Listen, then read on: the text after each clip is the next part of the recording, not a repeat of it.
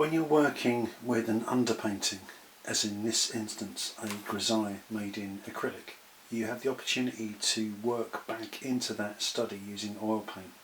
So I've made my preliminary acrylic study and then I've sealed the surface with an acrylic medium.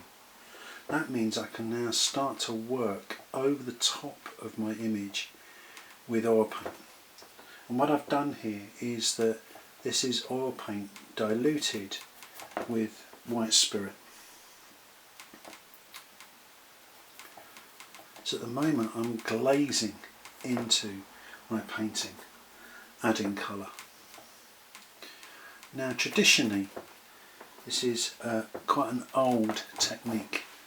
If you think back to artists during the Renaissance, pigment was in short supply. In fact, Italy had the stranglehold really on pigment because of its ability to have considerable wealth due to the trading that had taken place. So the development of artist availability of pigment was much more widespread in Italy than it was in Northern Europe. So if pigment was in short supply, you didn't want to use your most expensive pigments really thickly. Paintings using lapis lazuli were sometimes priced according to the amount of lapis lazuli that had been used. So if you've done a lot of your preliminary work using your cheaper pigments, i.e. your earth colours, and then you applied your richer, more intense coloration thinly over the top of that, you were using your colour quite sensibly. So, as I said in my previous video when I talked about the production of this Grisaille study, the most part of your work has been done. You've established the tonal relationships of the image, you've established the drawing, and so you've solved a number of problems. Now the only major problem that's left is the problem of colour.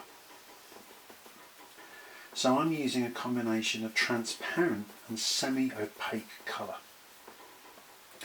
And because I've already done some work, it's much easier for me to judge the tonality of this blue as it goes down, because I've already seen the tonal relationships surrounding everything else.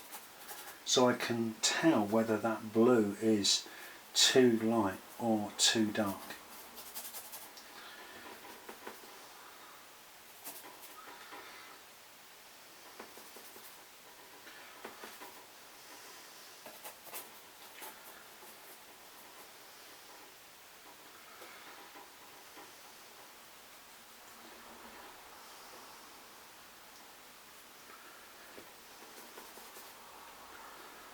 So I know whether I've put a tone down that's either sitting with the surrounding tones or it's floating either above those tones that I've established or it's sinking behind.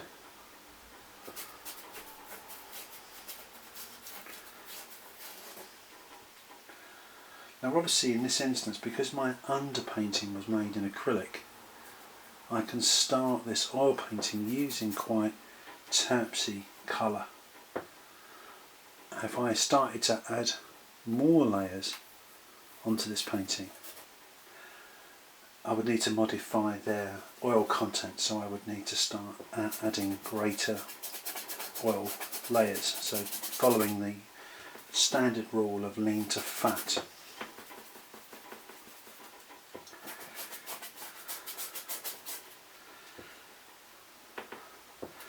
Obviously, as well as I'm working with these layers using white spirit, these colours will dry relatively fast, enabling me to move back into them.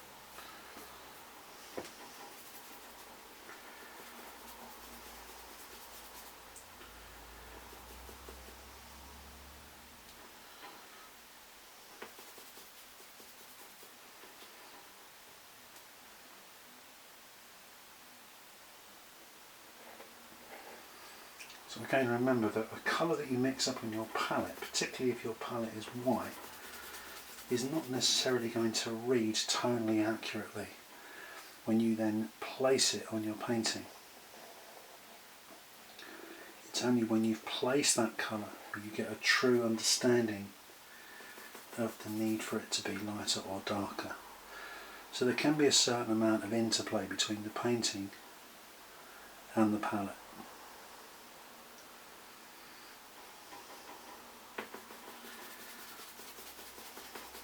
In Northern Europe we look through something like 80% moisture. So generally the colours in the distance become greyer and closer in tonality. They don't have such a strong contrast as colours in the foreground.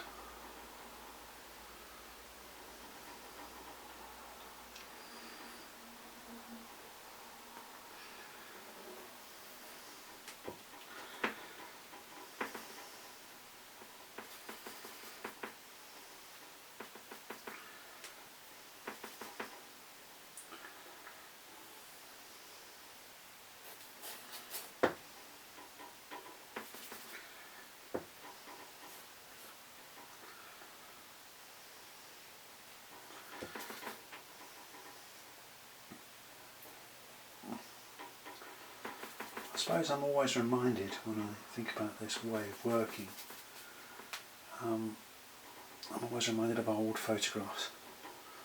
What I mean by that is I can remember as a child my parents having black and white photographs that had then been colourised with watercolour or coloured dyes over the top. And this was really before the advent of colour photography. Most of my early baby photographs are in black and white. So in a way one is doing something similar. One is, modifying the underpainting. That doesn't necessarily mean to say there might still be elements of working back into the painting that you've done, adding more information, particularly when areas of the painting may have been the same tone but had different hues. So obviously we can talk about the language of colour itself. We can think about a colour having a hue, i.e. a red, a green, a blue. We can think about its saturation, and by that we mean the intensity of a particular hue, so how bright that hue is. And we can modify the saturation of the colour, so we can grey it down, we can add obviously grey to it, so we can mix black and white together, and we can modify a colour that way. Or we can add the complementary colour to the colour to modify its saturation. So a pure mixture of two complementary colours will create chromatic grey. So for instance, if you're working with a landscape and you have a lot of green in the landscape and you're finding that the saturation of that green is too strong, adding small amounts of red to that landscape can be quite beneficial to knock it back. The Impressionists also use that idea to increase the apparent intensity of their colour by sometimes painting on a red ground.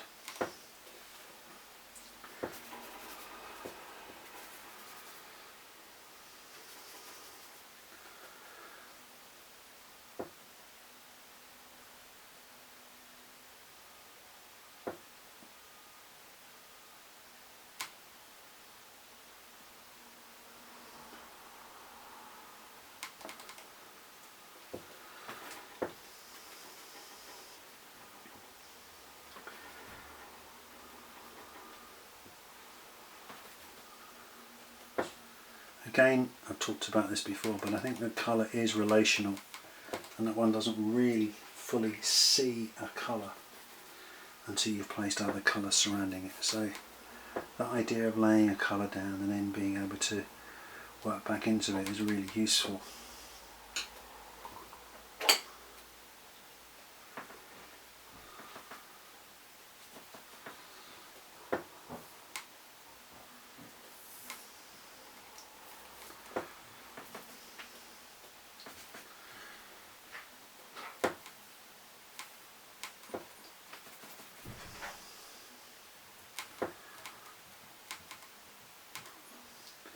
as a working strategy, I think it's always useful never to mix up too much of the same colour. This will force you to mix up new variations of colour, which will build an element of visual interest into your painting.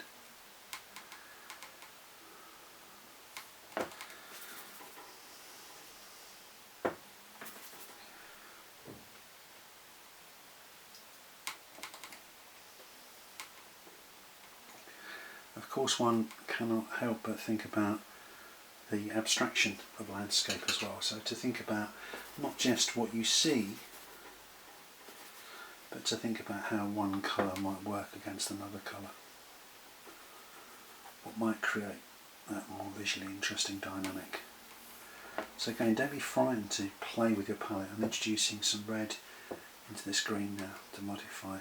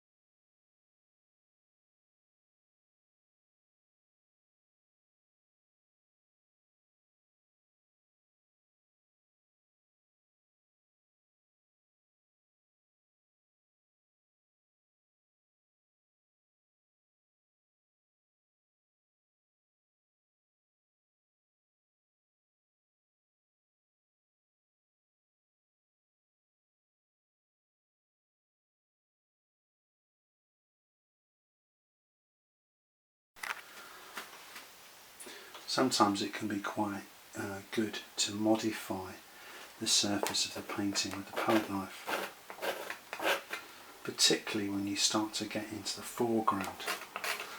The palette knife can then give more of a textural quality which will help create this space.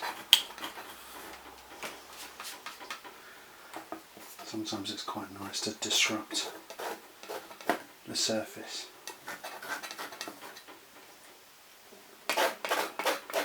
Sometimes knocking back something that you've done and then counteracting that again with some further painting.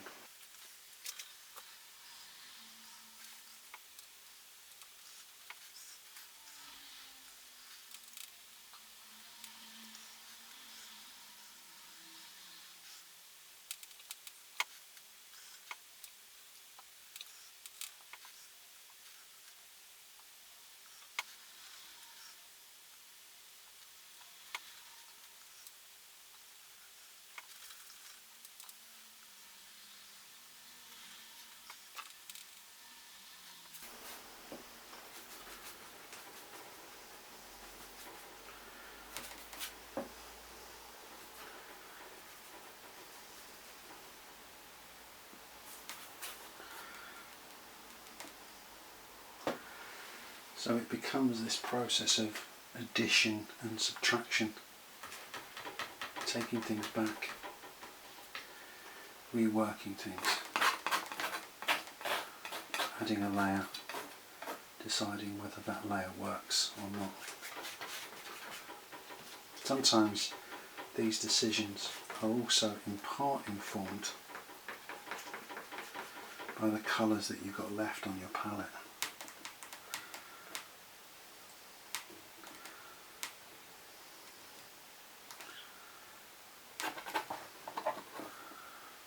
Again, one is consciously thinking about those rhythms of the landscape.